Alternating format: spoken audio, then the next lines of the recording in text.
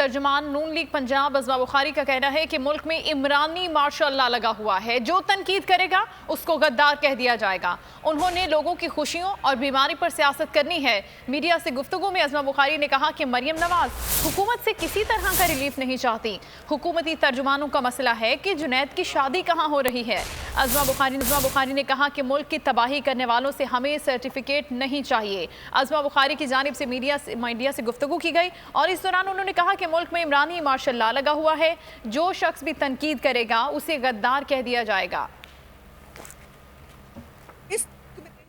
Imrani martial law कायम है और इमरानी मार्शल लॉ के जो इमरानी चमचे खर्चे हैं उनके ऊपर बात नहीं हो सके। जो तनकीद करेगा वो गद्दार डिक्लेयर कर दिया जाएगा। इस मुल्क में जितने सियासी मुखालफीन हैं जिनकी ज़बान बंदी करनी चाहिए या जिनकी शक्लें हुकूमत को पसंद नहीं हैं, उनको या गद्दार डिक्लेयर कर दिया जाए या बागी डिक्लेयर कर दिया जाए या काफिर डिक्लेयर कर दिया जाए। इसके अलावा हुकूमत पाकिस्तान के पास और काम तो है कोई नहीं।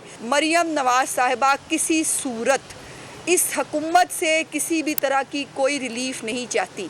पाकिस्तान का मसला ये है कि जुनैद सफदर की शादी कहाँ होगी और पाकिस्तान के जो हुकूमती तर्जुमान हैं उनका मसला ये है कि पाकिस्तान में गुर्बत पता चले ना चले, सिर्फ ये पता चलना चाहिए कि जुनैद की शादी कौन से होटल में हो रही है।